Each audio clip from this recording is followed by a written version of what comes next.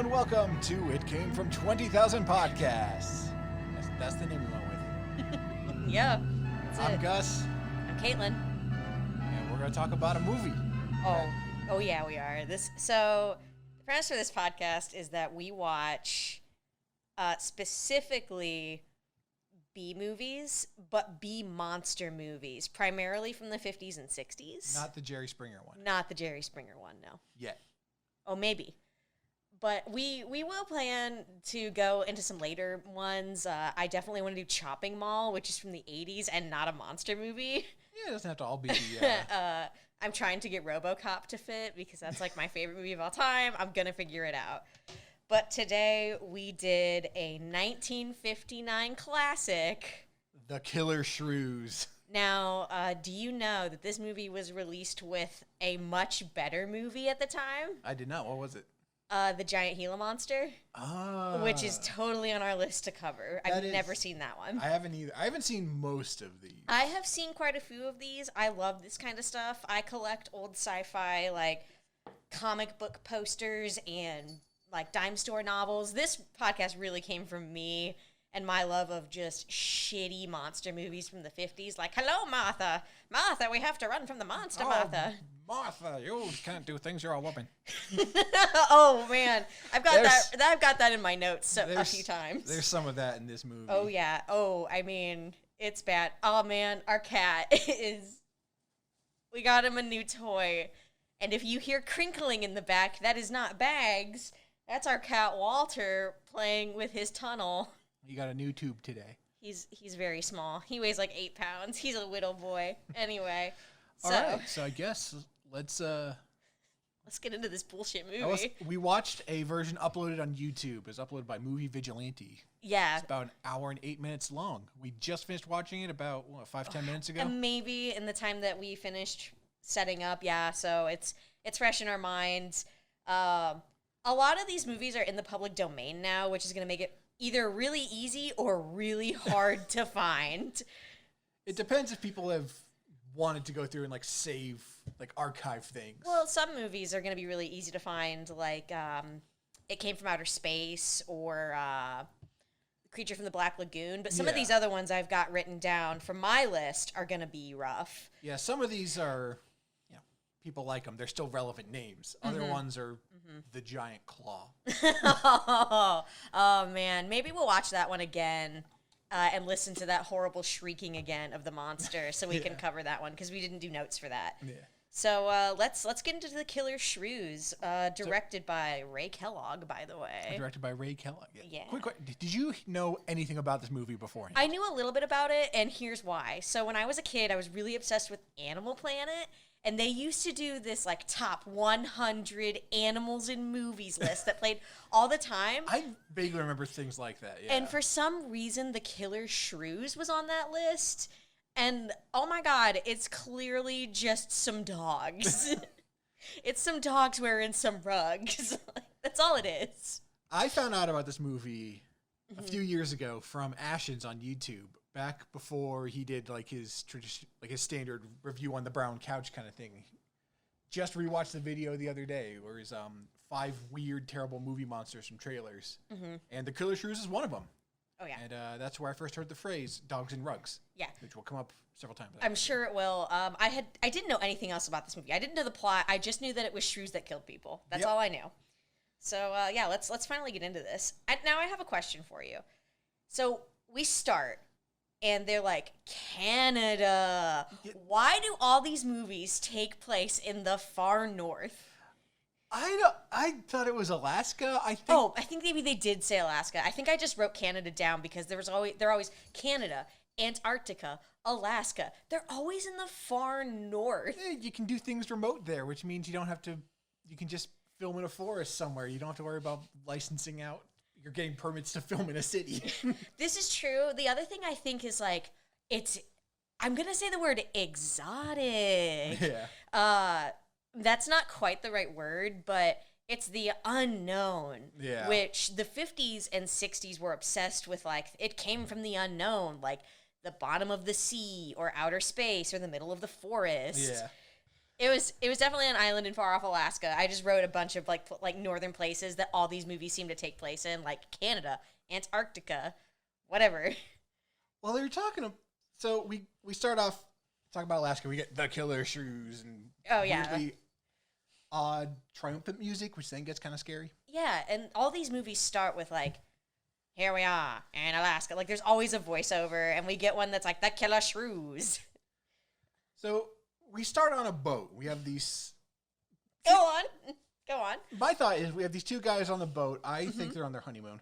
That's exactly what he asked me. But they're talking about a hurricane coming. Okay. Do hurricanes get that far north? Yes, they do. There was one years ago, you may not remember, in the 2000s that hit that north. So it can happen, but it doesn't happen very often. Okay. Now, the other thing is, that was a clear-ass sky, was my first thought. There were some clouds, but they were not like pre-hurricane clouds. Your girl has lived in Florida before. Yeah. That ain't shit, all right? 2. You can smell the quiet. 2, that boat, right? They talk later about how the island is really far away from the mainland and all this shit. That is just like a speedboat. They are not in any kind of over the water, like long haul boat. This is just like, it's more than a speedboat. Maybe it's more like a cigar boat, but it's definitely not a boat you would go long distance over a sea on. I'm sorry. Also, one more thing. When they talk, it is the worst voiceover. Like, oh boy. So the two people we have on the boats are Captain Thorne Sherman and his second in command, Rook. Okay. Real question. Was his name Sherman Thorne or Thorne Sherman? I thought it was Thorne Sherman. Oh my god, I thought it was Sherman Thorne. Hold on. Your girl gonna look this shit up. Check Wikipedia. Yeah, I'm checking the wiki article. It is, in fact, Thorne Sherman. I thought it was the other way around and that his last name was Thorne and that they were just calling him his last name through the whole movie. I mean, to be fair, Thorne does sound more like who named their first kid Thorne? Who's just like, oh man, I know what to call my kid that thing that's on a sharp plant. Like, or like a rose. No one. My daughter is Rose. My son is Thorne. My uncle is Brett Michaels. Also, Rook is an African-American man in the South, so of course they make some line about how he plays better Dixieland jazz than an autopilot. Just saying. Yeah. That line got me for some reason. Okay. So these two guys, they are... Were they out looking for the island, or were they just out for the hurricane? they were getting supplies to the island. That was the island needed a resupply. They were hired to supply the island. Even though later they talk about how self-sufficient the island is, but whatever. That's the whole reason they go. So they are going to this island owned by Dr. Krates? His name? Dr. Krates. Or was it Dr. Bates? I thought it was Krates. He had a Swedish accent, and so sometimes... It was Craig. It was Craig's. Oh. But there was his research assistant, which I thought was Bradford. It was Radford. Misheard that the whole time. Baines, which is what I was thinking of. Okay, I know there was Dr. Bain. Mm-hmm. So yes, it was Craig's. Craig's. Okay, well I haven't done his Crates in my notes. I'm gonna keep calling him that. That's probably okay. Sometimes their accents got a little in the way, so you kind of misheard them. We can call him Crates. That's fine. Dr. Krates. Okay. So this island's owned by Dr. Krates. And they go to dock, and they have the longest rowboat docking scene of my life. They dock the boat, get out of the boat. Then you have to watch them walk all the way up the dock. Oh, you forgot why they have to tie up the boat. Oh, they have to tie up the boat, walk all the way up the dock. And you have to watch this whole thing. 50s sci-fi movies either skip hours at a time or make you watch just... drawn out scenes of people doing the most mundane stuff. And there's a scene later on in this movie that they completely skip. Oh yeah, they skip hours. We'll get to it. It's great. It's like, you can just show us like them kind of like bent over, tying the rope, stand up, walk away. You don't have to show us the whole thing. We're smart enough to fill in the gaps. Oh yeah, we watched them rowing the boat up, tying the boat, getting out of the boat. Oh, it was painfully long. It felt like forever. And we are maybe 2 minutes into the movie right now. As I said, she rode like a duck. Yeah. I thought that was funny. So We meet 3 new people. I have them listed as 3 creepos show up. I just put we meet some people. One of them is the hot blonde Anne, who for some reason is wearing like a suit and pearls. Like she's wearing a matching skirt with like a matching jacket on the middle of this like deserted island. Yeah. And she had a strand of pearls on, and her hair was perfectly done. I feel like you should have had to be a little more well equipped to your environment. Was she wearing heels?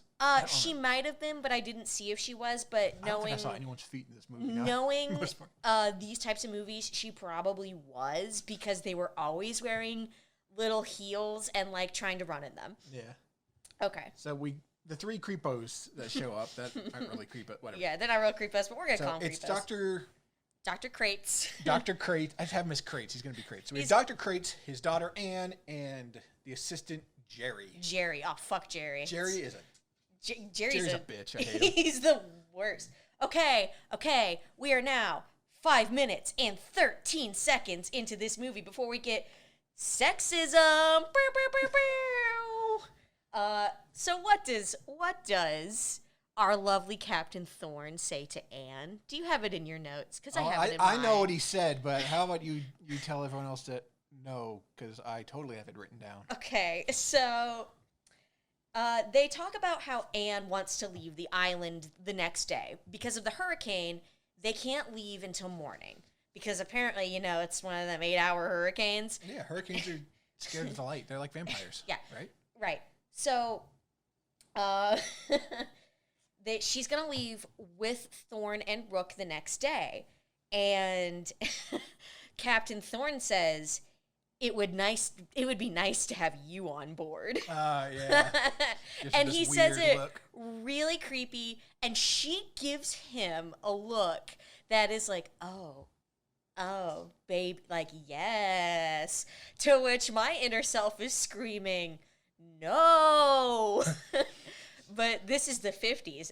It was fine. This is 1959. It was acceptable in the 50s. That's right. All right, so... Yeah. Rook heads back to the boat. He's going to tie up the boat or something and get a gun and come back. I think he's going to, like, tie the skiff up or something. I didn't quite catch this because I was writing something down. Yeah. But he goes back to the boat while Thorne heads back to the house or whatever with everyone else. Thorne goes on with the doctor and those folks, goes to set up to their base camp. Where there is the worst looking fence of all time. It's like this ramshackle, really tall fence that ends up being incredibly important. So apparently the comms have been down at this place for over a week because they had no idea about the hurricane. Right. And because Thorne was like, wait, how do you not know about the hurricane? And they were like, our communications have been down for a week. So that means they had to have called for this resupply over a week ago. Yeah. Man, it takes a long time to get shit out to Alaska, which I would believe. Yeah. I could see that. Maybe it was like just a schedule thing. Like, yeah, who knows? Also, man, Anne just keeps eyeing the captain down this whole freaking scene. So yeah, she wants his Thorne. Also, did you notice that in this scene, the background music never ever stops, ever, through this whole movie, and at times is so loud you cannot hear what they're saying?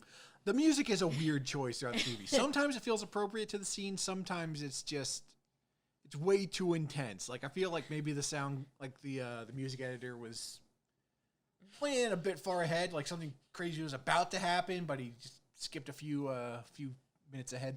Yeah, the music in this movie literally did not stop. It was in every single scene. There's one point it stopped, and it was really funny. What? I didn't notice. Tell me. I'll mention it later. Oh, okay. I wrote it down here.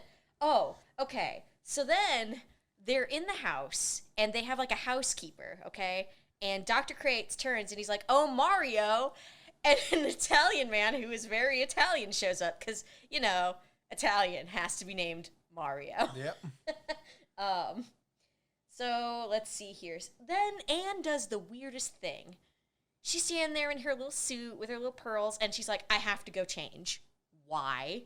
Why does she have to go change her clothing? She's like, I think I'll change. Change to what? Yeah. She comes back, and she's just wearing like a 1950s housewife dress for some reason. Like, why is she so nice? Why are they all so nicely dressed except for Rook, who was not? Yeah.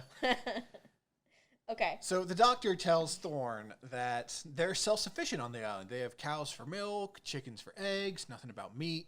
They even have some horses. And come to think of it, we never saw the cows or the chickens. Did see a horse. Did we see the horse? I know we heard the horse. We saw a horse for a little bit. Oh, you're right. We did. I think I just wrote it off. Yeah. So. That's what you do with horses. You ride them. Yeah. Okay. Thanks. Yeah. So then, like, this guy just walks in. He comes out of nowhere. hang on. Oh, okay. Go on. I'm sorry. If they're self-sufficient, why do they need a supply run? I wrote that down. My thought is, yeah, you can be self-sufficient with food and stuff, but maybe you need some science equipment, because remember, they're doing science on the island. So I actually wrote that down, but I skipped it because I thought it was stupid. But, I mean, this is going to sound bad. We live very near Amish country, and they're self-sufficient, but even they have grocery stores. Yeah, I see them at Meijer sometimes. Yeah.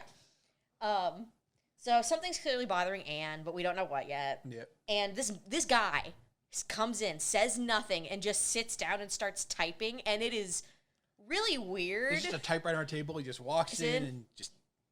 He just starts typing and just starts saying science things that we do not understand. Like, every science fiction movie in the 50s does this, where they're just like, the atoms and the neutron, like, stuff that no one will ever understand that is clearly not science. There's a lot of pseudoscience in these movies. Yeah. But I mean, that's the thing with modern sci-fi movies as well. Right. And we found out... You can't explain it. It's quantum. Right. Exactly, or nanobots. Anyway, we find out that this is a research assistant by the name of... Was it Rayford? I thought it was Bradford. I thought it was Bradford, but I think it was Rayford. This is Baines, who we were talking about before. Yeah, Rayford Dr. Baines. Yeah, this is Dr. Baines, who apparently can just do this for hours and is very strange. He's a quirky guy, but he's super smart, because that's just a character. That's just a character trait. So Dr. Bane is talking to, is it Bane or Baines? It is Baines. Okay. And he's talking to Dr. Crates. Yep. And he says a bunch of science hurricane He's stuff. talking about samples and exposing things to group and genetic testing, things like that. We don't know quite what he's talking about, but we probably do because we know the movie's called The Killer Shrews. Right. But then, so he's talking about genetics, he's talking about biology, which is also something Dr. Crates starts talking about. But then he says a line that I think I even mentioned out loud. We were trying not to talk to each other about it much because we were trying to take notes, and we were trying to kind of keep our thoughts to ourselves for the podcast. We do practical research here. As opposed to what? Is he talking like, yeah, we do actual research, like we research on things? Or are they talking like versus what, theoretical research? Or what is he talking about? My guess was they were doing research by like testing on actual things rather than just like looking through books and instead of like theoretical research. Yeah. I just thought the line was weird because he's like, we do practical research here. Yeah. I was like, as opposed to what? So then we get into what they're researching, and I wrote it down, and it doesn't make sense, and it's wild. So I gotta hold on for a second here because I'm like rubbing my temples because the pseudoscience in these movies kills me. Like, I have a friend that has a doctorate in botany, and she can't watch these movies because it hurts her too much. So, do you have it written in your notes, or should I go through it in mine? Because it's fucking what? go for it. Okay. You take the reins on this one. Okay. So, they are trying to lower metabolism in order to lengthen the lifespan of people. So they're trying to like half your metabolism so you eat less food through the day so that way you can live longer. That, or I also interpreted it as you can eat the same amount of food but live twice as long. Also a possibility, it doesn't 100% explain it. But basically, we humans will need less energy to function and survive. Okay, so why do they do this? To deal with overpopulation. Is this so that way we have to have less food to feed people because we'll be overpopulated, which, by the way, right now, according to Dr. Crates, is not a problem, but will be in the future? Or Is that what they're trying to do? Because that makes literally no sense. To solve overpopulation, we make people live longer. Yes, exactly. We make people live twice as long by lowering their metabolism to deal with overpopulation. I guess the only thing I can think of is that you'll eat less food so you can support more people? I guess. There's some fucking question marks over this. I have more notes. There's more science talk about this later that we'll come back to. I don't want to loop into it now, but we'll loop back to this. Was I also correct in hearing that, if it was just the testing or not, but something about making people smaller? Yes, they'll be half their size. Because of lower metabolism, you'll weigh less. Duh. Maybe that's what is a spacing issue. Oh my God. What? Remember that movie a couple years ago, Downsizing? Yeah, I remember it, but I never watched it. But isn't that the one where you could live cheaper if you were real little because you were like the size of a doll, so you could have a lot more money or whatever? Yeah, you get shrunken down from the... I never watched the movie. I never did either. After like the first act, it just got real boring. Mm-hmm. But from my understanding in the trailer, people could take their money and shrink themselves down to be about 4 to 5 inches high or so. Yeah. And then they could use that money to just, buy smaller things. But they could live lavishly. They could have a mansion that's the size of a dollhouse. Right. I'm pretty sure that was the whole premise of the movie. I remember that, and the trailer had talking heads in it. I don't think that's what they were going for here, but I like to think it is. This is a prequel. This is absolutely the prequel. So, we get into something that sounds really, really wild now, but I actually looked into right after we finished watching the movie. So there's the hurricane coming, and now they know this. So Thorne tells them to open the doors and windows. Oh my God. No, no, no. You're gonna destroy your fucking house. That's just gonna be flooded. The wind's gonna whip on in and destroy you. But I looked up why. So back in the 50s and 60s, like back in the day, there used to be this myth that if you opened your doors and windows, it would equalize the pressure of the house to the outside and stop your shit from getting destroyed. I'm gonna go ahead and say no on that one. Yeah, no, like as if like opening the window is gonna stop your house from being, I don't know, flooded, destroyed. That's actually was a thing that I they never thought. knew that. I didn't either. Like I said, I had to look that up because I thought it was just really weird. I was like, open your windows during a hurricane. What are you doing? You want to batten down the hatches? Like I said, I've lived in Florida. Plywood, baby. Bar that shit up. Yeah, so that's why they did that. He was like, you got to open your windows. I have opened the doors and windows during a hurricane. Thorne's kind of dim. No. So Anne invites Thorne for dinner. Oh, by the way, Rook has not come back. They've just forgotten about him. Yep. So Anne's He's back on the boat. Anne's like, come to dinner. And like this real sultry voice. And the doctor's like, no, you have to get back on the boat. And they're fighting about it, but we don't know why yet. And she's like, no, but I invited him to dinner. And he's like, I don't want dinner. I guess I'll go back to the boat because it's real weird. So we don't know why, but the doctor's like really fucking weird. He's like trying to be hospitable. He's like, get on out of here. He's like, get on out of here. Freshen your drink. One for the road. You came on a boat. What am I talking about? Get out. Here's a vodka. Yeah. Vodka, not just a vodka.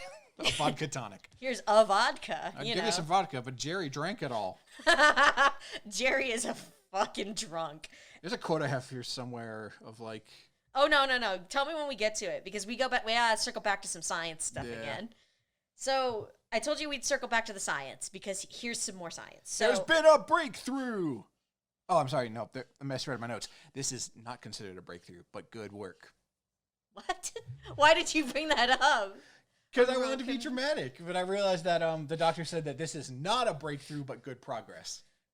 Okay, thank you, because we keeping haven't... things on track. You are, because we haven't talked about what the science... So Dr. Baines comes back up with the sole survivor test subject from their experimentation so far, or at least for one of the groups. Right, for one of the groups, and it's a shrew, and it's 28 months old, which is very old for a shrew. Shrews don't actually live that long. Oh, but what's the equivalency of that in human years? One of the doctors says it is 140 years equivalent to us. So is this like dog years where they say like, oh, every dog year or every year to a person is 7 dog years. Yeah. I didn't do the math to see how many months 140 years would be. Can you do that real quick? I've got a calculator. Oh, yes, thank you. So anyway, they say it's... That is 3,360 months. Thank you. Divided by 28. Mm-hmm. Yeah, about 120 years. Wait, for what? I was asking how many years is a month. And it's 140 years old equivalent. Yeah, basically, my brain's dumb and I'm bad at math. Come back to me. Okay. So it's like 28 months old, and they've lowered the metabolism by half, and it's not sluggish. So it's as Gus was yelling about, it's not a breakthrough, but it's progress a second ago. Thanks for that. Did you figure out what I was asking you for? Get back to me. Okay. So math's hard. So it turns out the reason that they can figure this out is because shrews have a very, very short breeding time. They can breed like once a month or so. Kind of like rabbits. They can have multiple generations in a year. That's why they are using shrews. But okay. So they lower... Okay, go on. Okay, so 1 year for a human is about 60 years for this shrew. Thank you. My math was shit before. It's probably still shit there, but I'm a communications major. I was going to be accounting. Math sucks. That's why I stopped accounting. So here's where we get into some real weird shit. So they have the metabolism of the shrew, right? But it has to eat every 8 hours during the nighttime because they can't see during the day. And they have to eat 3 times their weight every 24 hours or they'll die. Yep. That's with half the metabolism it had before. It feels a little backwards. I don't like what. Also, they can eat anything, including each other. And bones. They'll eat bones for the marrow. They can dig real well, but they cannot climb. They'll leave teeth, hair, fur. That's about it. They'll eat everything else. Right. And Thorn asks, how big do they get? Which is interrupted by a dramatic music sting and Dr. Crate's looking sweaty. Yes, Dr. Crates just looks real sweaty for some reason, like he's just run 4 marathons. 3.5 marathons. We don't need to exaggerate here. So, this is where I realized Rook has been gone for a really long time because I missed the scene where he got on the boat, and I just wrote, how long is Rook on that boat? Why is no one worried about him? So I have in my notes here that Mario takes Thorn to the guest room. Mm-hmm. After this scene, we do a quick flashback onto Rook leaving the boat. Yes. I just have, Rook is back on the boat now. This dude's going to get eaten. You know what's up. Anyway, so then we find out that this is where we find out that Jerry is a drunk. Yep. And that he's super obsessed with Anne. And Jerry is an irresponsible drunk. That's what I have in my notes. Thank you. As we're all men in the 50s. Anyway, so he left the cage door open, and one of the shrews, I guess it would have to be 2 of the shrews, got out and managed to escape onto the island, which does not sound like a bad, we're just gonna say a bad, until we find out what happens later.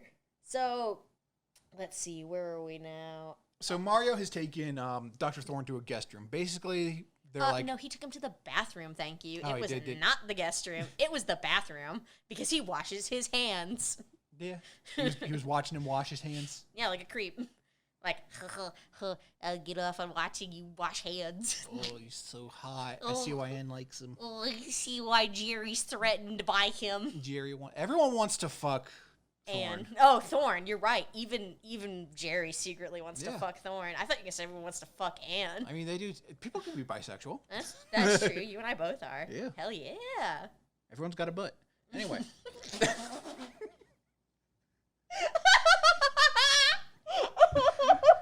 Do you need a napkin there? I was taking a drink of water and I spit it all over myself and the floor. I'm okay.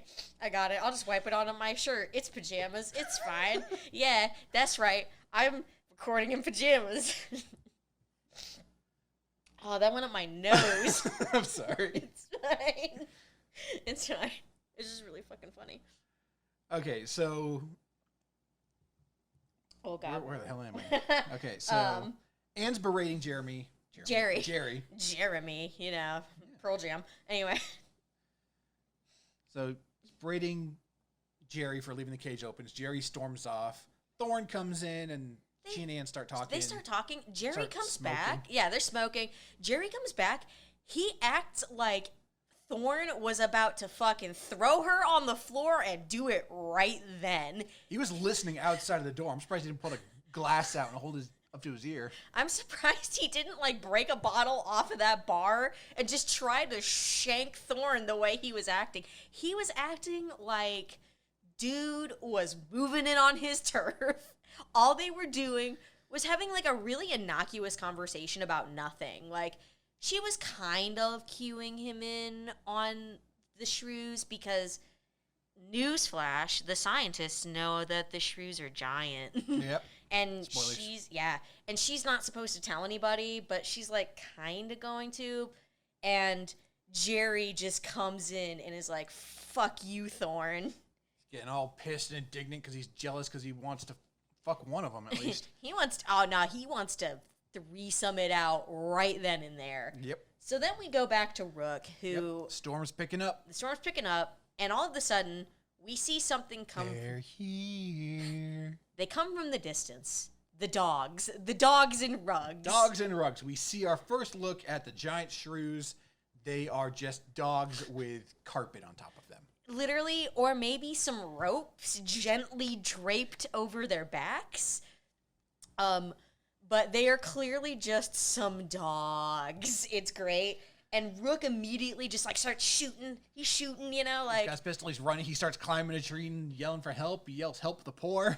yeah, he does yell help the poor. Oh, but everybody at the house can't hear him because as we keep seeing the same flash of lightning in the sky, literally, it keeps cutting away. It's about 4 or 5 times. 4 or 5 times to the same flash of lightning in the sky.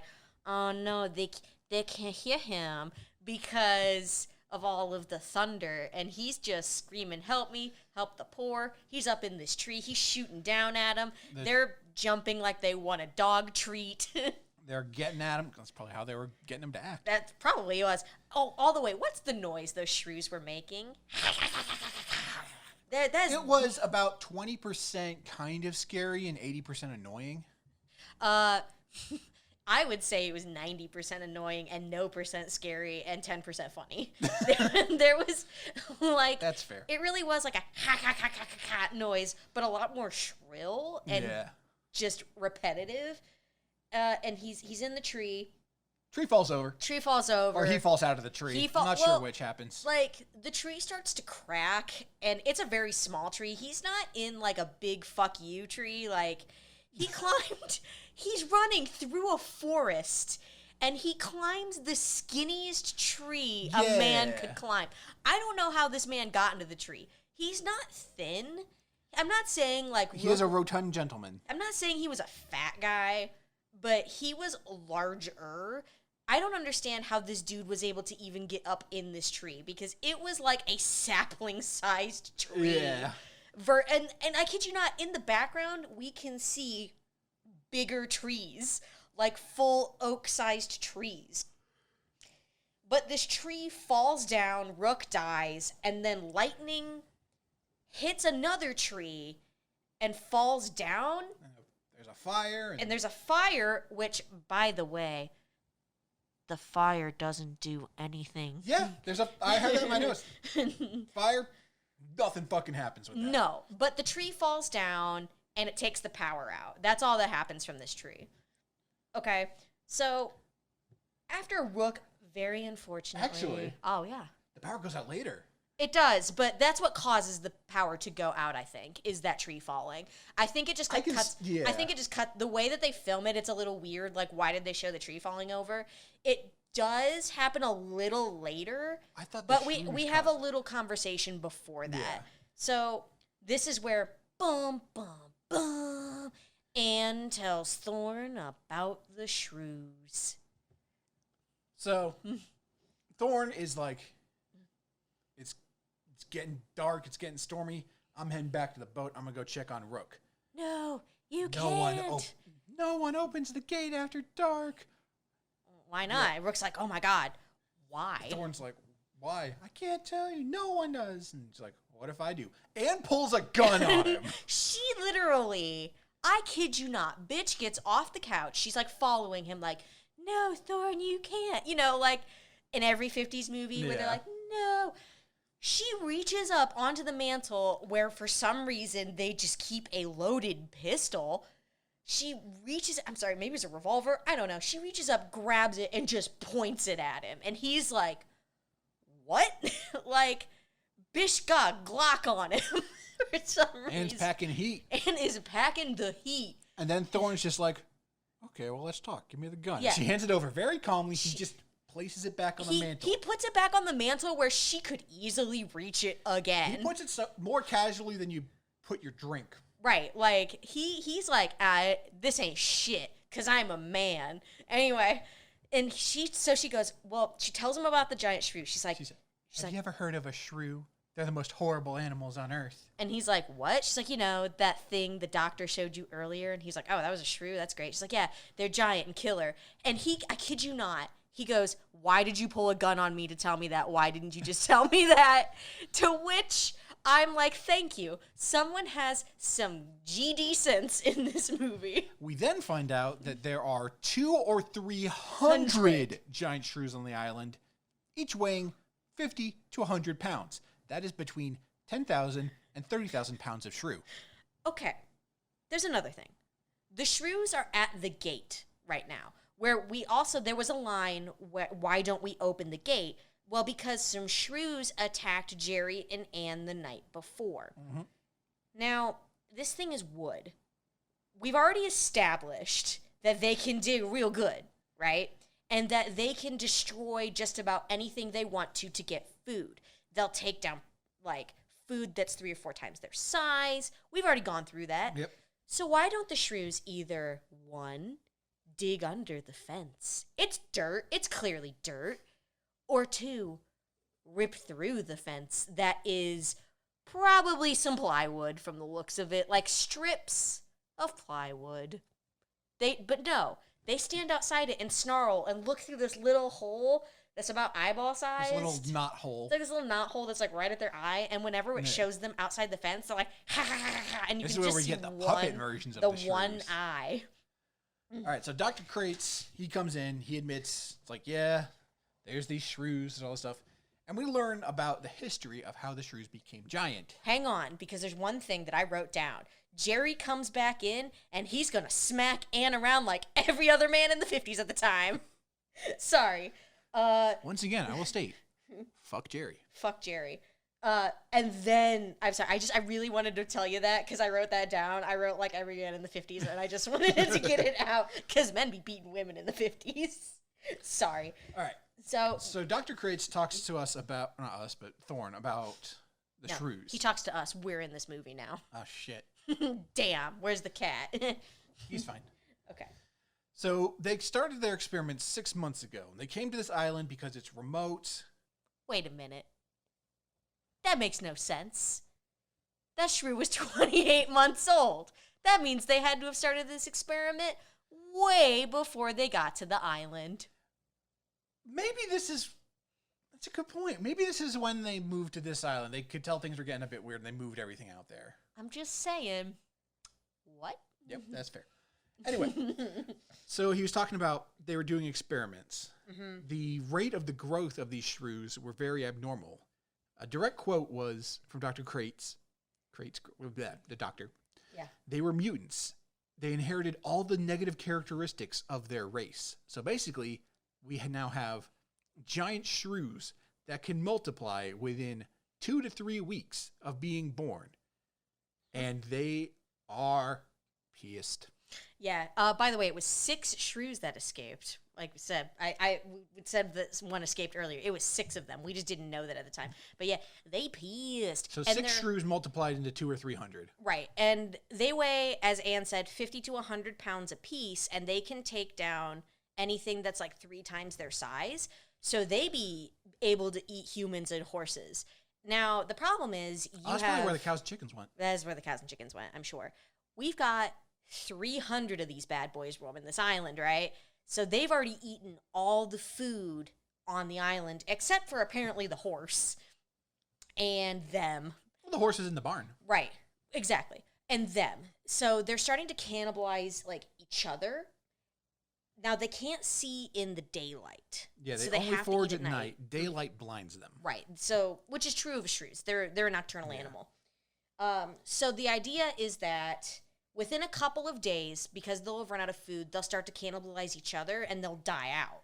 Just gotta wait it out. Gotta wait it out. Now, this is where the power gets cut. Yes. So I'm wondering if the rook thing was going on during that conversation, but it wasn't filmed very well because otherwise... Because they fucked up the editing? Yeah, because they fucked up the editing because it's a 50s movie. Yeah. Because otherwise, why did we see that tree fall down on fire? That's a thought. My thought was just that a shrew cut through the power line. Or, it's a hurricane. The winds probably bitched that shit out. Either way, it's a horror movie, so the power goes out. Yeah. The most inconvenient time. And they start getting candles and, you know, all that shit. So then, okay.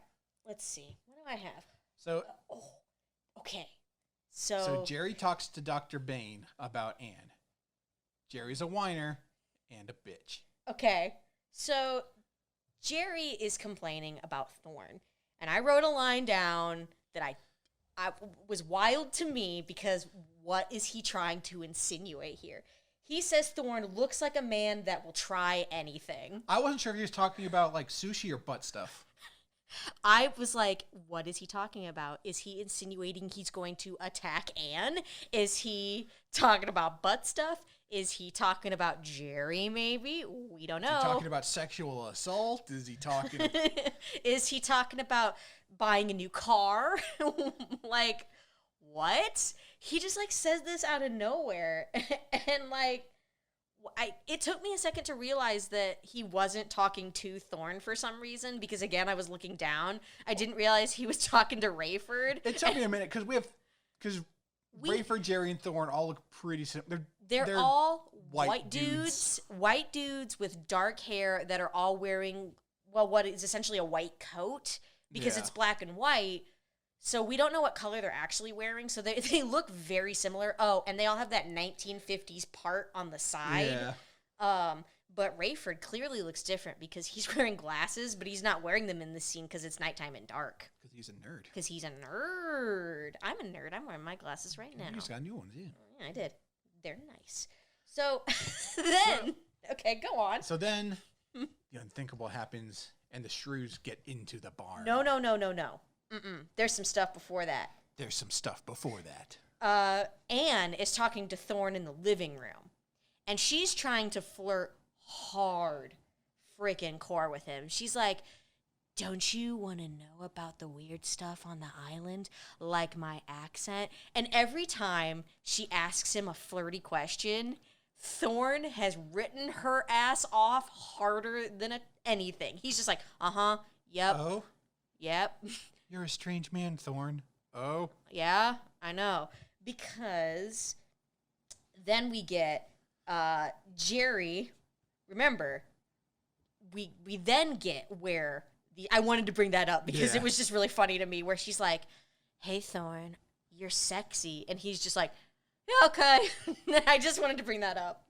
So the accent thing, don't you wonder about weird things like my accent? She's Swedish, by the way. She's has a terrible Swedish accent. But then the shrew gets into the barn because it dug through the dirt floor. Yep. Because the doctor talks about how it's a dirt floor later. The shrew eats the horse. And we hear just the worst neighing. So Thorn is like, oh my God, because he thought the neighing of a horse sounded like a guy yelling. I don't know what that was. He's like, I heard a man yelling. And Jerry runs up and cold cock punches Thorn in the side of the head because Thorn wanted to go check on the livestock in the barn, but Thorn is screaming that it's Rook and that it sounds like a guy, but it was clearly a horse neighing, and Rook is already dead. So They don't know that Rook's dead yet. No, they don't know that Rook's dead yet, but we do. So how could it sound like a guy? It was clearly, there is Yeah. no way. It was clearly a stock sound of a very loud horse. And he's like, it could be Rook. And yeah, Jerry, who's very drunk. He's been drinking this whole movie. Yeah. He does. He just like Muhammad Ali takes him out. So yeah, unfortunately, our horse friend is gone. So then we go back to Crates, who's like, we came to this island because it was really far away from everyone and we could run this experiment. It was privately funded. There's no government involvement. Shrews can't swim, so the rest of the world's not in danger, just stuff on this island. Right. Because Thorne says, why didn't you call the goddamn Coast Guard if you knew... Just burn the whole thing down. Just burn the whole thing down. And he's like, no, one, the Coast Guard's not coming out here. We're really far away. And two, we conducted this experiment away from where we knew we could get in trouble because if something went out of hand, all the Shrews are just going to die on the island. Yep. And it's like, wow, what a shitty way to conduct science. Like... At least he's thinking ahead. He's thinking ahead, but ethics, man. Like, he's thinking of people lives, sure, but you still have to think about the lives of your test subjects, right? I mean, again, it was 1959, but you know. So, yeah. Oh, but again, that fucking speedboat made it all the way out there, even though they were, like, really far away. Also, one more thing that I just thought about.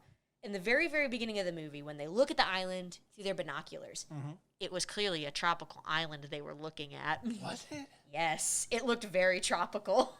This whole movie doesn't... Aside from, like, the opening couple lines, I forget this movie takes place in Alaska. Yeah, this movie is in Alaska, so it clearly is not a tropical island. But when they, like, zoom in through the binoculars, it kind of looks like a tropical island. Okay. Sorry, wanted to go back to that. Okay, so the Shrews are going to die out. Whatever.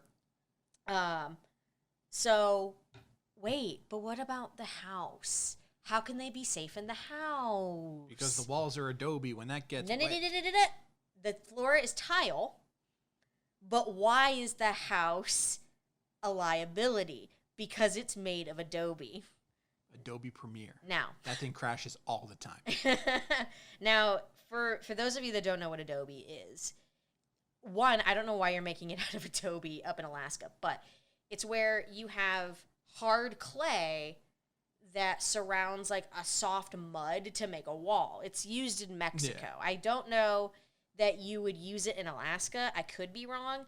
But because of the hurricane, the mud, it's becoming mud. Yeah. So now... Like Thorne was talking about like there's a level of plaster on the outside. But once that gets chipped off, as soon as it gets wet, it just turns to mud. It turns to mud. Because their thought was... Ew. Yes, I had to say that on. Fuck you.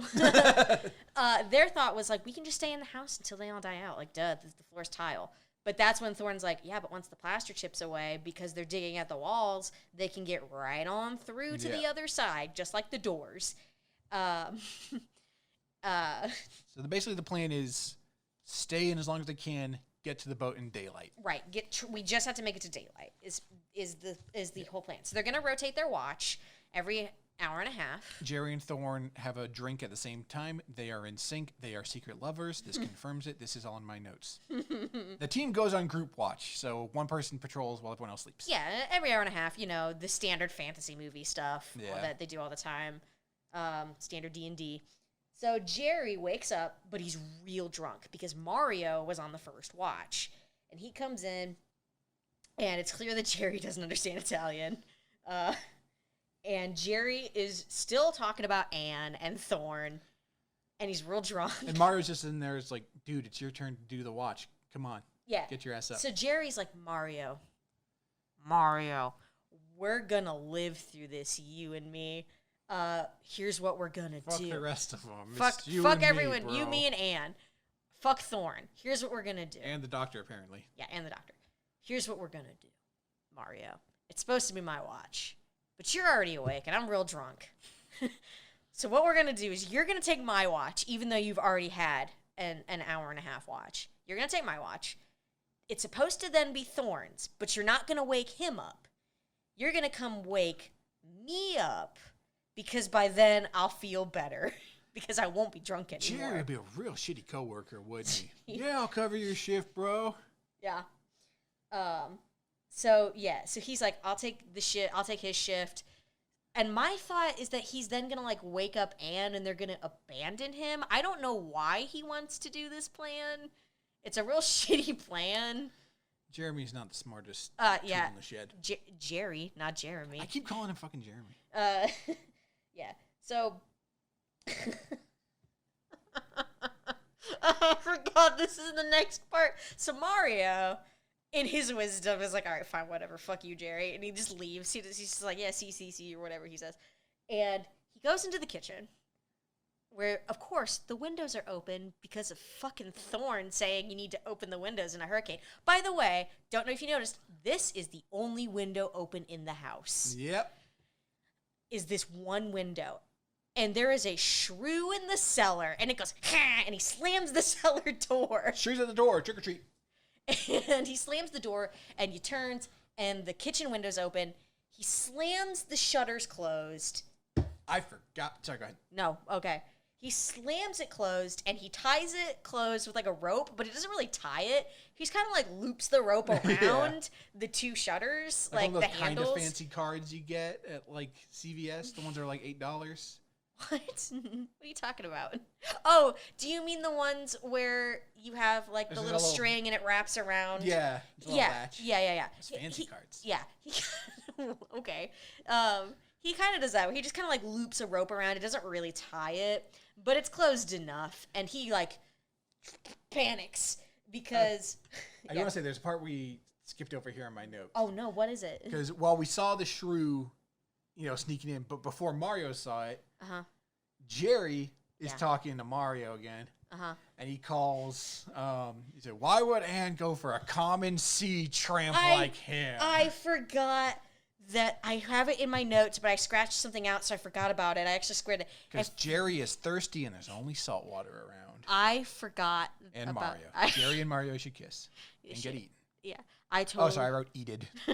I forgot that he called Thorn a common sea tramp. And I skipped over it, and I even starred that shit. So, I was so excited. The common sea tramp. Then Jerry shows his patrol duty on Mario. I was so excited to get to the weird shrew thing. And there's a shrew in the cellar. He wants Hot Pockets. Why did I write that? So the shrew's in the cellar because they opened that window earlier. This is Thorn's fault. Fuck Thorn. He did this. This is his fault because they had to open the windows to equalize the pressure because of the hurricane. Fuck that noise. So this is also the point where we get a pretty good look at the close-ups of the puppets for the shrews, not just the dogs and rugs. Right, because when they're outside, they're the dogs and rugs because they have to be moving. Yeah. Now, or if we're seeing them through that little knot hole, and you can just see their eyes, a little bit of teeth. So how'd the puppets look? Oh, fuck.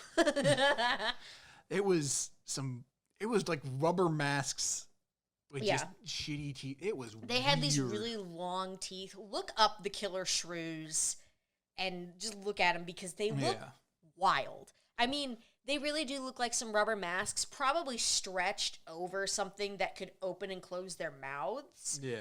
And their teeth were really, really long. And they looked terrible. It looked like if you took a rubber mask of a rat and just put fangs on it. But made the fangs like 4 inches long. Maybe not quite 4. Just hairy all over, and you can clearly tell that there's rubber on there. Yeah. The fur starts much further down. So yeah, the shrew gets in through that window. Mario shuts it. He shuts the cellar. Now I had a question that I wrote down. Mm-hmm. If the shrew got in, why did it immediately go to the cellar? Why didn't it wouldn't it have been able to sniff out Anne and be like, I'm gonna eat Anne first? I think it was just looking around because the kitchen window where it came through, the closest thing to it was the cellar. So I think it just went to the cellar first.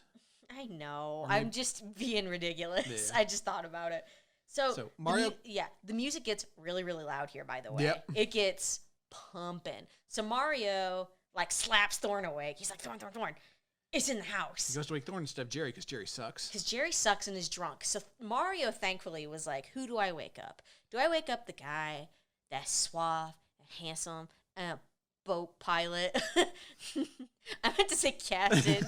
The boat flies now. Or do I go... That would be convenient. Oh, yeah. Or do I go get Jerry's bitch drunk ass? The drunk guy who's been cussing up a storm all night and making me do his work. And So he gets Thorn. Being a great old dingle. And they get some flashlights. They got a gun. and they go down into the cellar.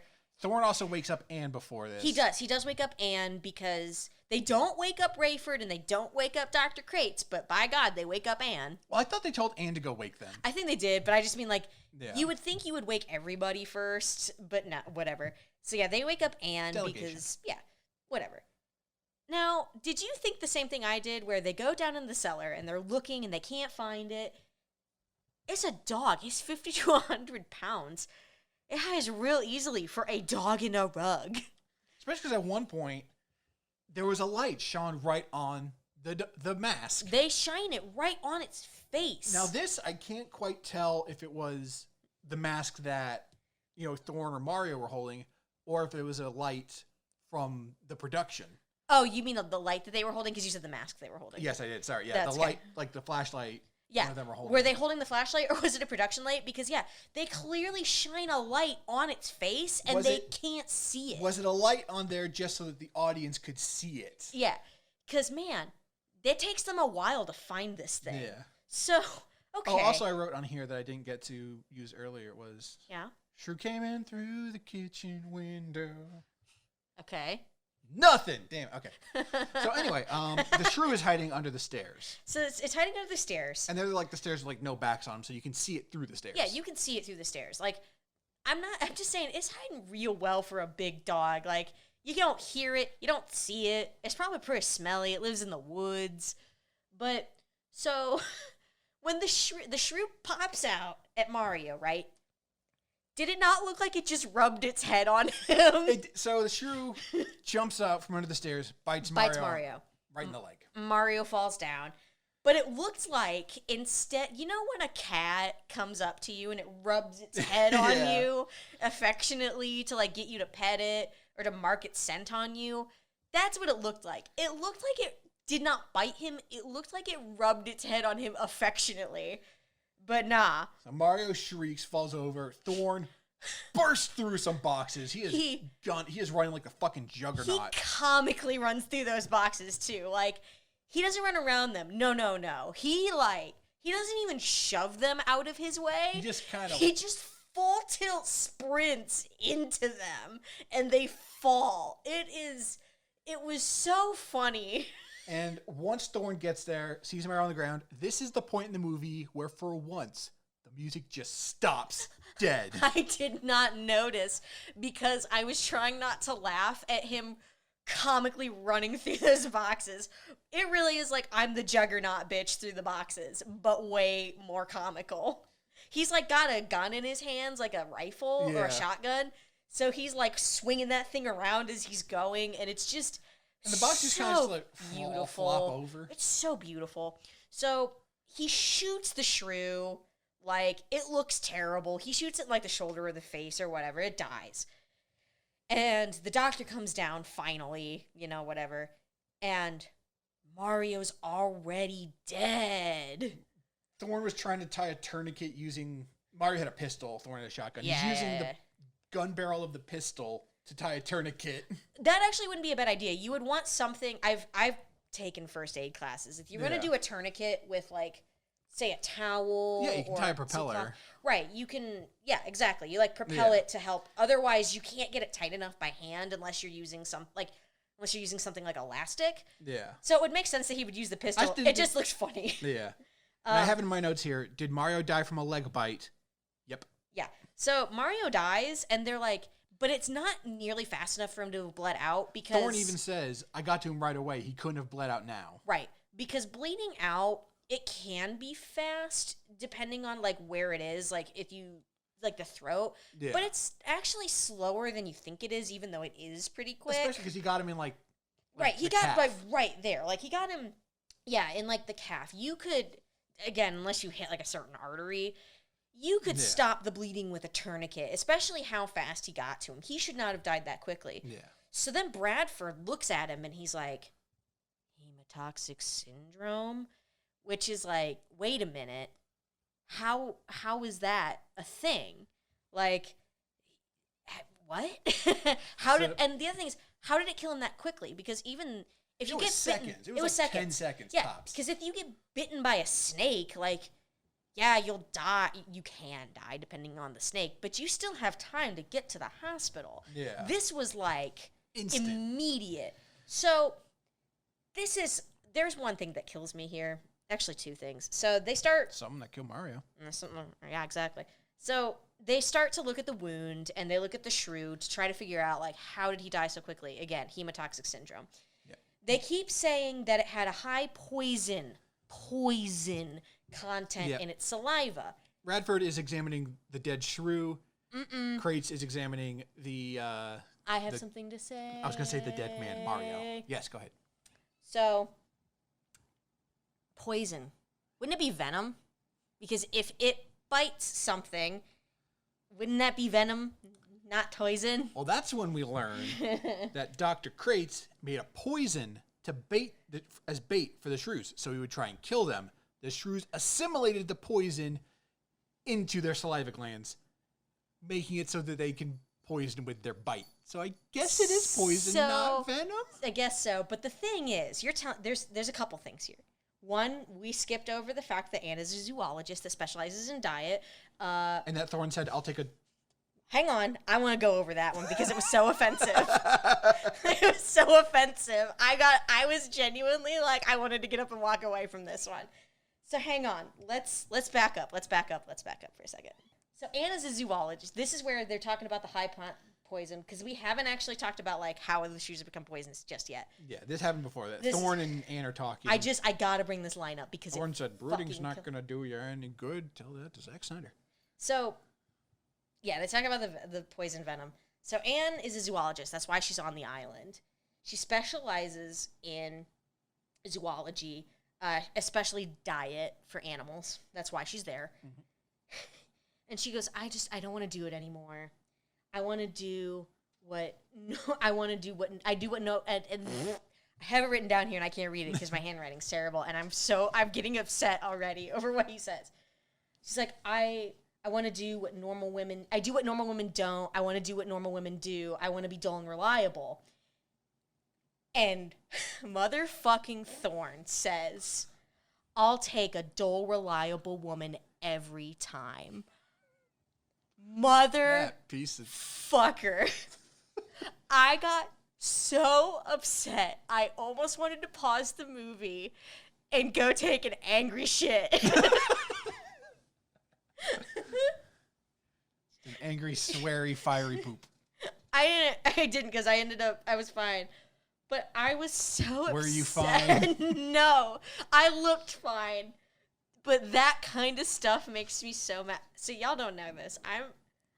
Would you call me heavily tattooed at this point? Hey, you got what, 4 on you? Yeah, but they're really big. Like, yeah, we're talking like my whole left arm, like lower left arm's done. Yeah, it will be probably by the time that comes out. I'm finishing them up. Like, I've got leg stuff. I've got arms. Like, I've got a lot of tattoos at this point. They're huge. So when they say it's for very, very large tattoos. Like, I am not a dull human being. I'm not a quote-unquote normal woman, you know, whatever. And it just, I'll take a dull, reliable woman every time. Fuck off 1950s, 1960s sensibility. He's a sea captain. Yeah. He's out there on the high seas doing adventures and shit with his boyfriend. How many boyfriends does he have now? 2? Yes. And Anne. So, man, he's swimming in it right now. Yeah, because he's a high-faring sea captain man. And yeah. He lives a life of excitement. He shouldn't get to say, I'll take a dull, reliable woman anytime. Unless he's a dull, reliable man. It goes both ways. Anyway, so then this is when Dr. Kraitz tries to talk about how he tried to poison the shrew. The shrews assimilated the venom. So you're telling me, the venom, whatever. You're telling me that when he gave them the poison, it altered their genetics? Yes. Because Thorne was like, so it got stuck in their salivatory glands or something.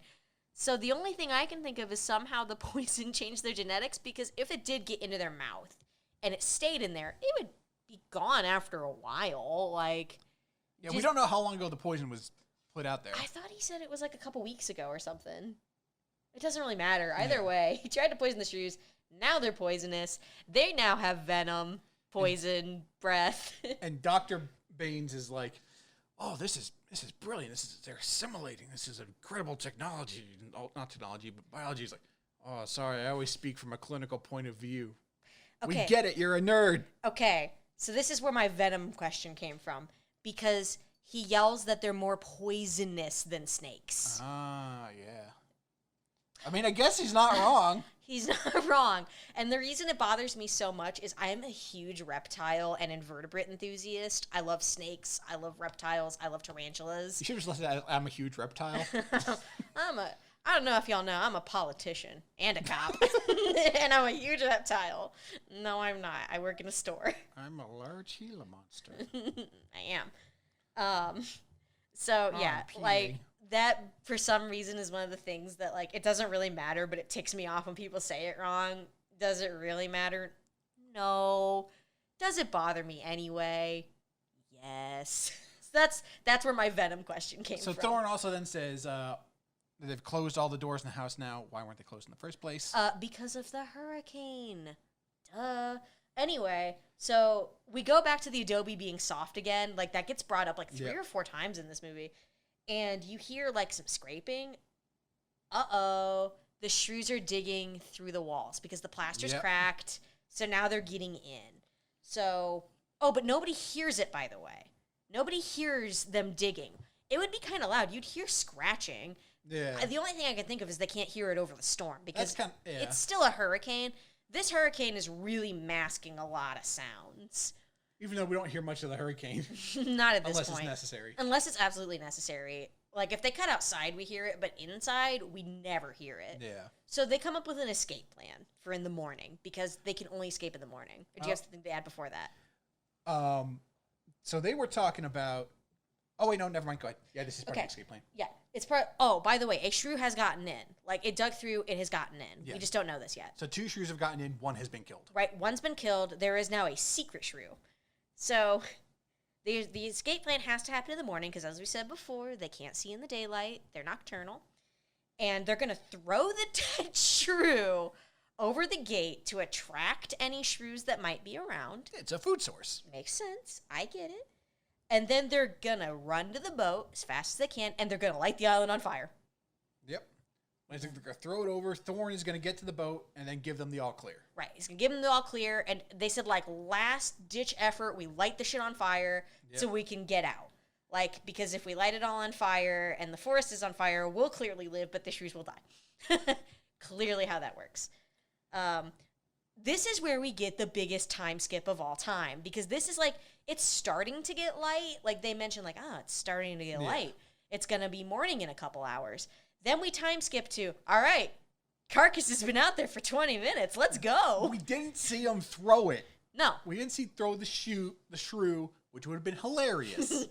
But the thing is, these movies, like when we watched The Giant Claw, do this all the time, where we will see the most long, drawn-out process of docking the boat. Yep. But when there's something actually important that needs to get done, we just cut immediately to it.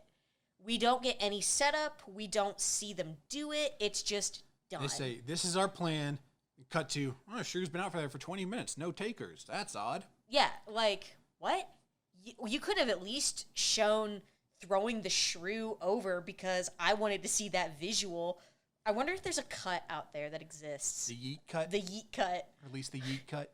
Release the yeet cut. HBO Max. Release the yeet cut where they threw that shrew over. Would you believe me if I told you I have hashtag release the yeet cut in my notes? Do you really? Yep. Oh my God. I'm going to believe you because you're not typing right now, but after this, I'm going to make you prove it to me because I'm not going to get up and look because I'd have to walk around the table. I'll show you. And I'm lazy. Okay. So... this is where I literally just wrote fuck Jerry. I don't have a reason why. I just wrote fuck Jerry. Well, basically at this point they're like, oh, well, let's go to the boat. So Thorne and Jerry go to the boat. Oh, that's right. Jerry, they leave. Basically Thorne and Jerry are arguing this entire time about Anne, by the way. How will they coexist? Spoken by Michael Cole.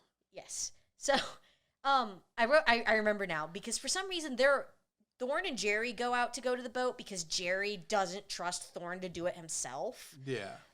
And so they give Jerry the shotgun. He has 20 rounds for this in this shotgun, apparently. They have a shotgun and a pistol, or some sort of handgun. But he clearly says that, like... We only have 20 rounds, says Thorn. I know that as well as you do, says Jerry. Then why did you bother saying it? Then why did... Yeah. It's bad writing. It's very bad writing. As you know. And then they explain it. If you know it, why are you telling them? Why are you telling me Come up with a better reason to tell the audience. Mm-hmm. Yeah, like, again, it's the 50s. They didn't really have as much nuance when it came to B movies. I say is it movies. There were some fantastic movies that came out in the 50s. Like, I'm not writing them all That's off. one thing that always bugs me is like, if everyone knows this, why are you explaining? Why are you explaining it? Give us a reason for it to be explained. Like when he picks up the shotgun right before he leaves, like we only have 20 rounds. Yeah, because like the Snyder Cut is really, really guilty of doing this. Yes, it's very long and boring. It's also very guilty of doing this, but it's also guilty of not explaining things when it should as well. Yeah. Anyway. Yeah, so they're still arguing about Anne, so fuck Jerry. They start having a fight. They start having a fight. They have a real lame fight. And then the Shrews show up in the daytime for some reason. Yeah, suddenly Shrews. They don't explain why. The only thing I can think of is because they're starving. Yeah. But they find them real quick for being blind in the daylight. Probably because they're dogs and rugs. I'm a dog and I like rugs. I like rugs. I'm a dog. That's a throwback to a song from 8 years ago that y'all do not know. Listen to Psycho Stick. Yeah, listen to Psycho Stick. It's called I'm a Dog, I Like Socks, or whatever it is. Dogs Like Socks. That's it. So finally they get to the boat, and he's screaming for Rook. There's no answer. And Jerry's like, he's like, oh, we got to go back to go get them. We got to go get the signal. Because they have to kind of backtrack to do the signal because they're not going to see it from the dock. Mm-hmm. And Jerry's like, no, I don't want to go with you. He's like, fine then, swim to the boat, Little Mermaid. And he's like, I can't swim. So because Jerry's a bitch. No, I can't swim either. So this is where Jerry and I have a true connection. Only he's a drunk man in the 50s, and I'm a 28-year-old I was more white talking woman. about his whining than the lack of swimming. He's like, he's got to have a reason for everything to be bad for Jerry. So they can't find the skiff either. So the boat that takes them to the boat. So they turn around to walk away, and the skiff's just in the trees. Like, they don't, the thing about it is, they don't mention it. They just turn around to walk away. Up to it, and then it's like, oh, that's there. And they keep walking. No, they don't even acknowledge it. They just keep walking. Like, they don't even say anything. They might look at it, but they don't bring it up, and they literally just ask, where's the skiff? And then they turn around, and it is comically wedged in a tree. Like, what? So then, it happens. They're walking. Rook is currently being digested. They find what I could not tell what it was on the ground because it was blurry. I believe it was a belt. We think it was a belt and maybe some shoes. We're not sure, but we do know that he has his gun. His gun was laying there. And they find out that Rook has in fact been eaten. Rook! He was in this movie for a minute or two. So, let's see, what do I have? So they start running, because the Shrews show back up, because of course they do. And Jerry makes it to the gate first. Okay. Yeah. So Thorn is saying, like, they've been tracking us from both sides. Oh, Clever yeah, girl, okay, can't you hear him? Yeah. Jerry convinces Thorn to give him a gun, so Thorn gives him the pistol. Yeah. He's keeping the shotgun, tells Jerry to go out in front. Yeah. Because I don't trust him. Yeah. And that's when the Shrews really start chasing them. Jerry takes off. He's firing wildly. Mm-hmm. Then they get back to the camp. Yeah. Then they get back. Jerry dives into the gate, and Thorn is behind him a decent distance, not like super far, but maybe 50 to 100 feet back, because Jerry is apparently Usain Bolt when it comes to running through the woods. And Jerry is a little fucking bitch because he holds the gate closed. Clearly, Thorn makes it to the gate. He's trying to pull it open. Jerry's pulling it closed. The Shrews, are not in the shot. They're a little bit distance back. He could have squeezed himself in. Yeah. So what does Thorn do? He proves that white man can, in fact, jump. And he jumps, and he throws the shotgun over first, which you were like, what is he doing when he did that? And he then climbs over the gate, falls over, where Jerry is holding the gate closed. Anne's, slapping him, no, and Jerry's like, the Shrews are there. I couldn't help it. Thorn just decks him. The Shrews, in fact, were not there. There was plenty of time. Thorne and Jerry have a fight. Thorne trips in the fight. Just keeps going. They have what has ostensibly been one of the worst fist fights I've ever seen. Because, yes, Thorne trips on nothing. Was it his shoelace? Was it the box he was kind of sort of near? We don't know. But he trips on nothing and just falls down on his butt. He gets back up and keeps fighting. Yep. Jerry knocks him out. So he's not quite out. Like, he's not entirely unconscious, but, like, ostensibly he's unconscious. Yeah. Like, he can't really do anything. So what does Thorne do now? A, does he leave Jerry on the ground? Does he, B, carry Jerry inside the house that they think is safe? Does he C, give him a foot massage, make him some hummus? Or D, does he pick Jerry up, climb on a box, and try to murder him via shrew? He carries him up, put him on his shoulders like John Cena, ready to give this piece of shit an attitude adjustment. Goes up to the fucking fence, and he's about to he's about to yeet Jerry over this fence. The Shrews are jumping because, again, they're dogs. That's all they are. They're like, jumping. Come on, dogs, have a treat. Here you go. Yeah. And he stops, and he looks at Anne, he looks at Dr. Crates, and he sighs, and he throws Jerry back on the ground on their side of the fence. Yep, he puts him down in a moment of weakness for our brave hero. Yes. Jerry walks away sadly because he did not kill a man today. Thorne is like, he deserved it, though. Like, he was ready to full-on murder Jerry. As you said, Thorne said, Jerry just tried to kill me twice in 5 minutes. Yeah, Jerry tried to kill me twice. And he said he deserved it, and he gave him mercy. He didn't murder him via Killer Shrew, which, I'm not going to lie to you, I thought he was going to. I was rooting for Thorne to kill him. Thorne then tells the others that Rook is dead. And yes. Dr. Crate seems pretty calm about everything all considered. So, Thorne and then they start drinking again. Well, hang on, because Thorne screams something about how he didn't explain the Shrews were real big and killer, but he did. Yeah. Like what Dr. Crates definitely did earlier. He defo did. So, Anne then goes to do the most 1950s monster movie housewife thing ever, because every movie I've watched that has a woman in it in the 50s is a B sci-fi movie. She goes to make coffee. Yep. I don't want to drink. I could use some coffee. And then. Jump scare. Jump scare. You get the one jump scare in this movie. It is the one jump scare in this movie. I am jump scare prone. Like, I'm afraid of jump scares. I'm very easily startled. Like, the cat can startle me. This did not startle me. We say it's a jump scare in name alone. In that, like, it did jump out at her when she opened, was it the pantry or the cellar or whatever door? She opened, like, a door to the kitchen, I think. And it was the kitchen. Because I remember why that it was the kitchen. So, it jumps. It bites Bradford's pants. It just tore my trousers. It ripped his pants, but not in the butt way, as I have in my notes. Yeah, it, like, rips him at the knee. They shoot it. It's dead. Jerry goes crazy and just starts, like, bam, bam, bam, like, shooting through the wall at nothing. Because, as it turns out, when they, like, before they closed the door, Thorne was able to see into that kitchen. There are 4 shrews in the kitchen.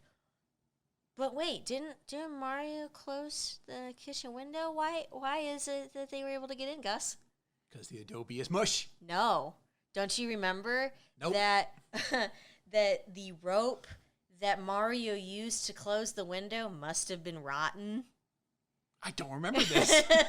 Yeah, the rope on the window that Jerry, he used to close that window. Like the fancy card. It must have been rotten, so they were able to just get back through the window. I don't remember that. Oh, I wrote that down. I wrote it and I circled it. I'm not doubting you. So he makes the correct conclusion that that's clearly how they got in, is through that window. So yeah, then because Jerry is like, and he's shooting.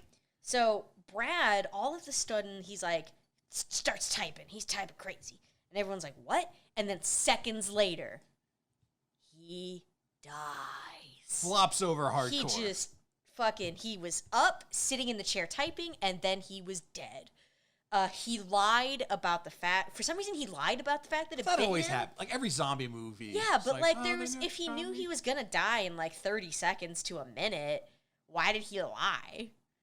But it turns out he was typing all of his symptoms before he died. He just sat down and started rapidly typing, and he was typing out all his symptoms, according to Dr. Crates. Why? For science, obviously. But I just don't understand why he lied about the fact that it ripped his pants. I don't know. He's weird. He was a little weirdo. I kept forgetting he was in this movie. Okay. We then get a quick shot showing that more shrews are getting through the wall. Right. But right before that, Thorn just slaps the shit out of Jerry. Yeah. He like Just full on Just bitch slap him. full on bitch slaps him because he's was- shooting holes in the wall. He's wasting ammunition. Yeah, he's wasting ammunition. He's shooting holes in the wall. They only He's had not 20 rounds. right. They only had 20 rounds. Plus, he's going like Jerry's like screaming and like going crazy that they're all gonna die. He So also he's, like, got even more drunk somehow since coming inside. He's just like every time you see him, whether he's drank or not, he's more drunk somehow. Just various levels of drunk throughout the movie. And he's not always drinking. It's really funny. So yeah, like Thorn slaps the shit out of him because he's going crazy and like it was wasting very ammunition. satisfying to watch. Oh, it was so great. He slaps him like 3 times, just like full on in a corner.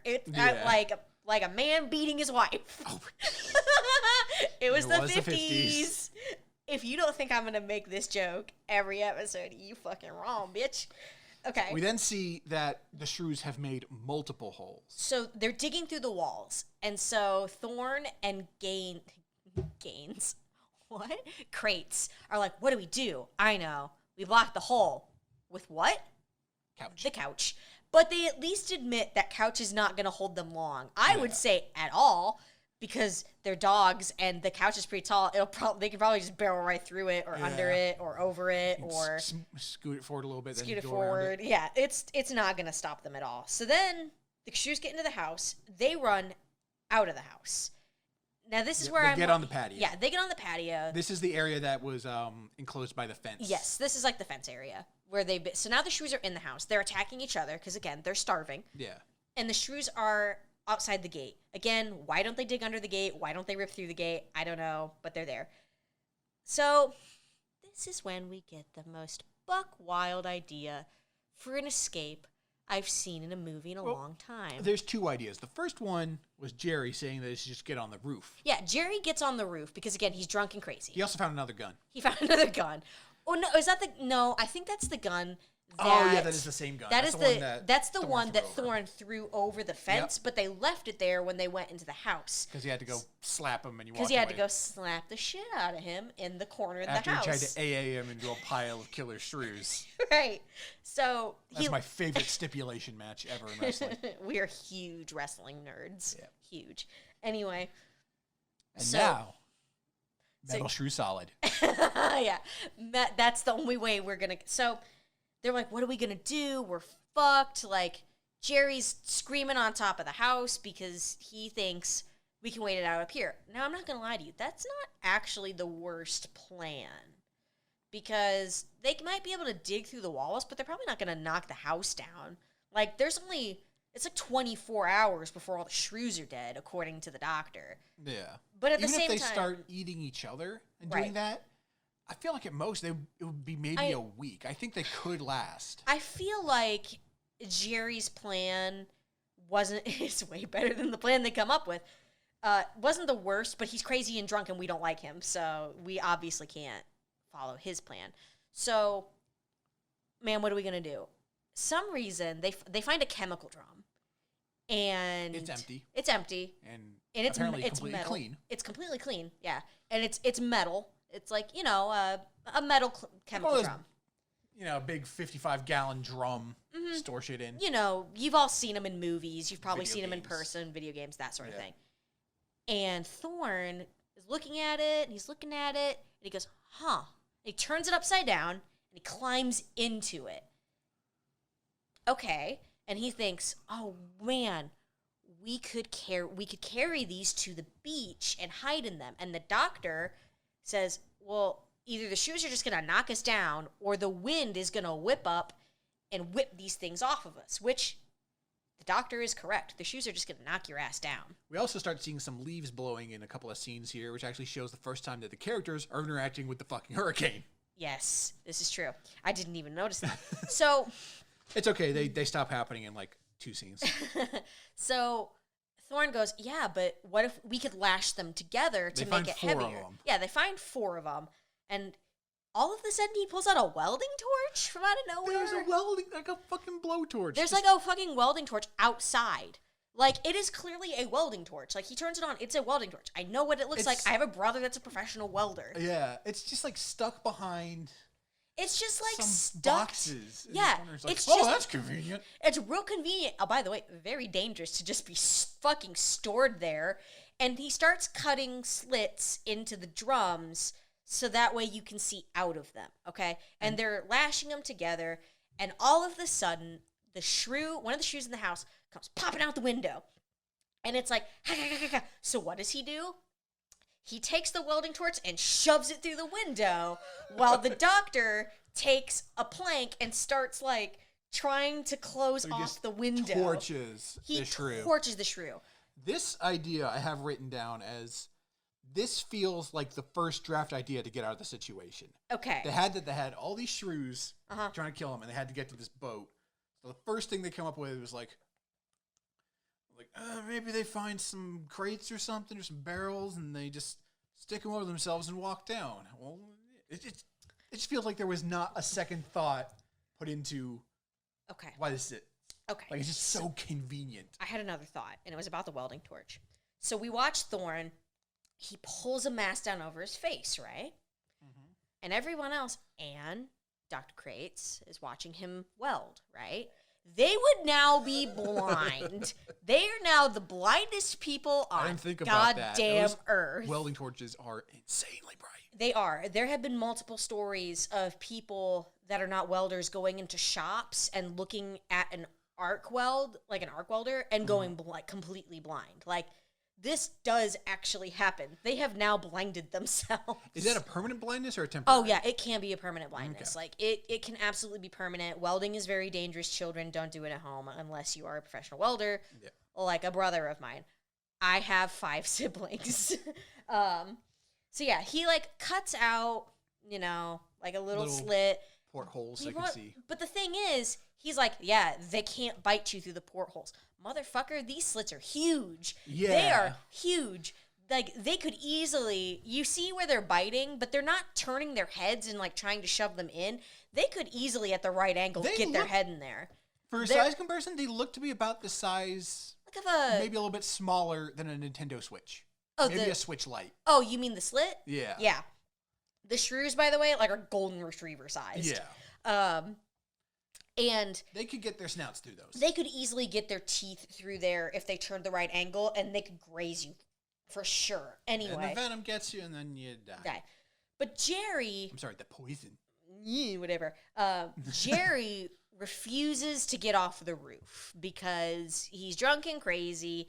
And again, in his mind, like, he's safer up there because, this plan be wild. So then that's not wrong. This plan's fucking ridiculous. This plan's so stupid. He falls off the roof. He climbs off the roof, but that's right. So they hide in the chemical drums. Yep, they get metal shoe solid and they start duck walking to the beach. Yep, they tie a rope to the fence so that way they can pull it open while they're in there. So that way they don't have to like hurry up and get in. So they open the gate. And they start to walk. And again, it can't fight them through the slit.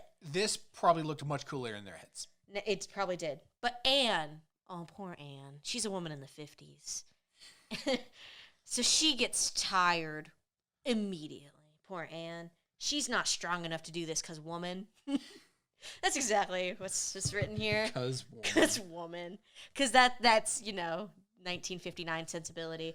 But you also have to remember, even the doctor says he's getting tired. There's an entirely empty drum because basically they're all carrying their drum. Like, they're not just walking. Because they had 4, but this. Jerry's a selfish piece of shit. Right. He's a selfish piece of shit. So she has more weight on her end because she's, like, right next to Jerry's empty one. Yeah. So it's really heavy for her. But even still, this is not like minutes into their walk. This is immediately. She also can't open her eyes because she's too afraid of the shrews because they're biting the slits. And Thorne asks her, "What's the matter? You mean aside from the killer shrews?" The fact that there are killer shrews that are like biting the slit. Yeah. And she's really tired because she's carrying metal drums are not light. Yeah. Like I write down because woman, but that's just how they frame it in the movie. Yeah. You ever tried to move a metal drum? It's not a light thing. Why couldn't they have Dr. Kraitz do it? Because he's an old dude. Yeah, like Dr. Kraitz was an older man. He was probably in his 60s. Yeah.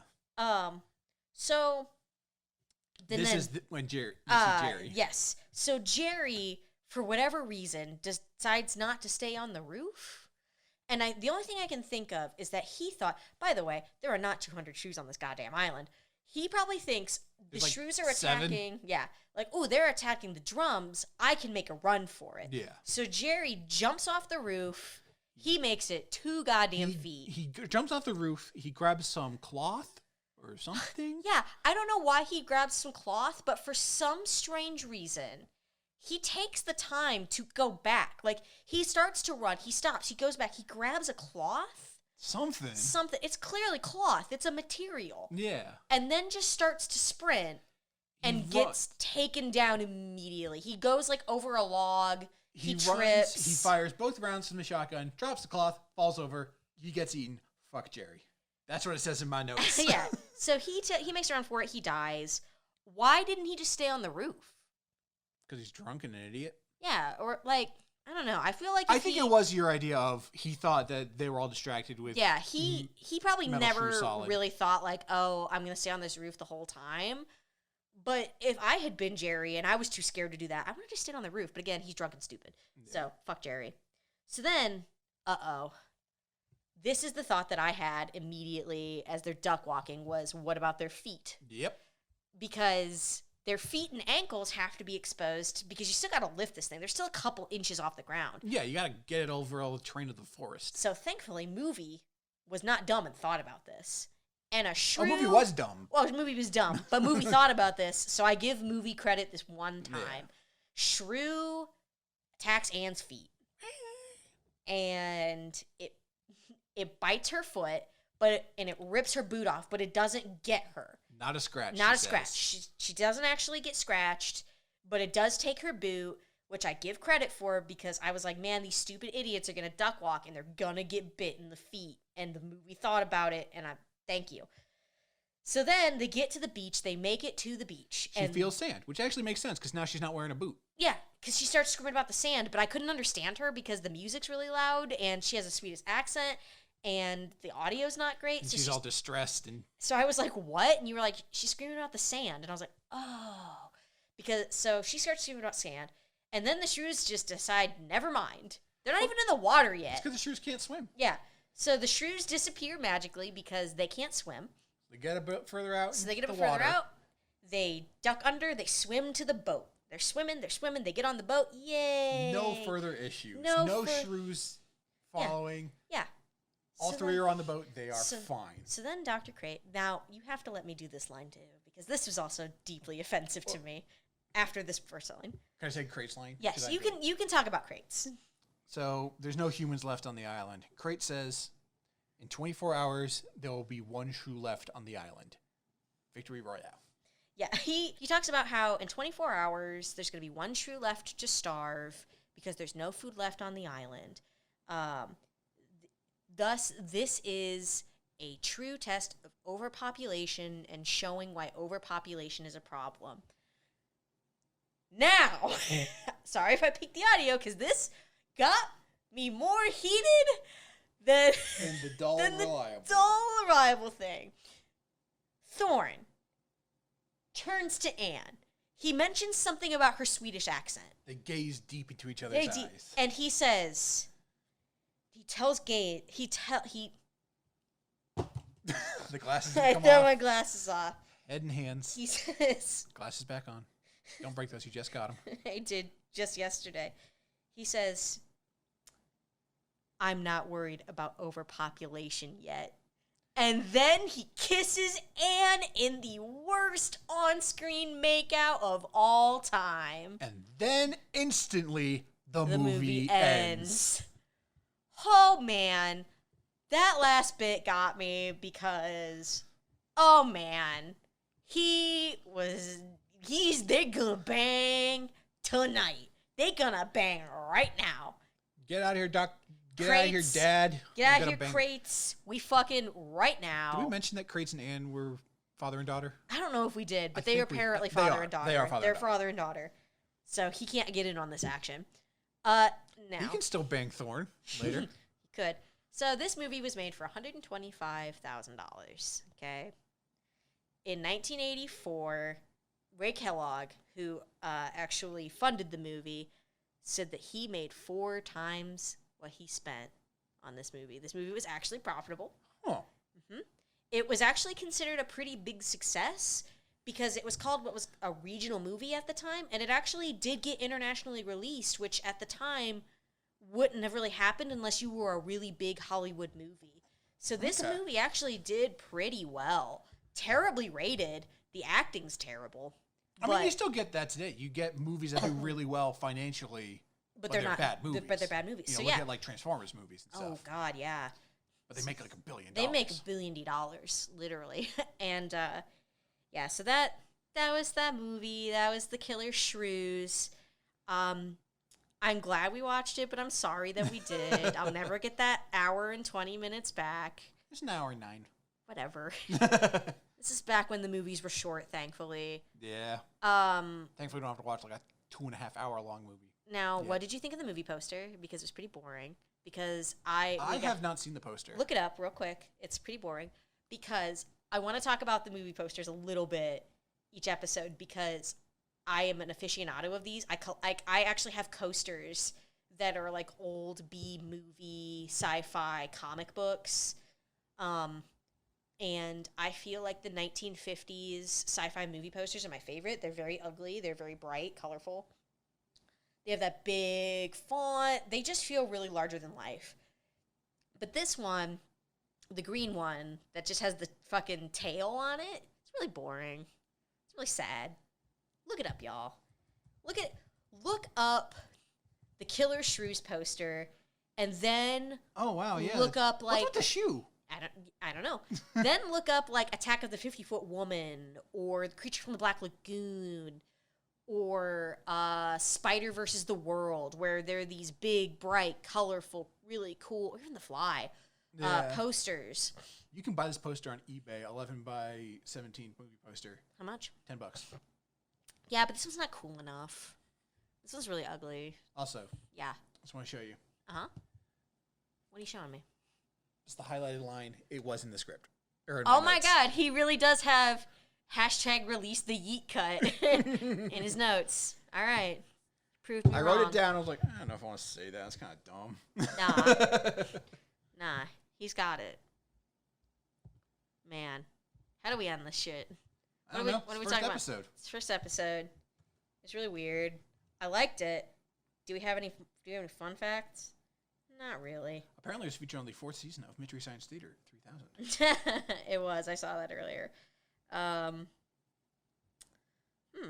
trying to think if there was anything else. Okay, this is from Wikipedia. Yeah. There's a sequel.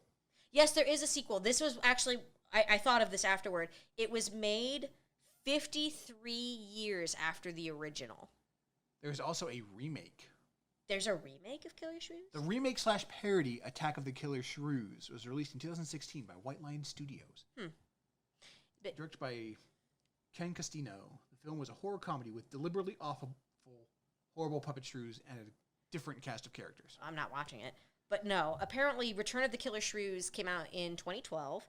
And yes, it was 53 years after the original, which is one of the longest time cuts between an original and a sequel ever. Why you would think after 50 some odd years a sequel to this movie would be necessary, I don't know, because this movie was not necessary.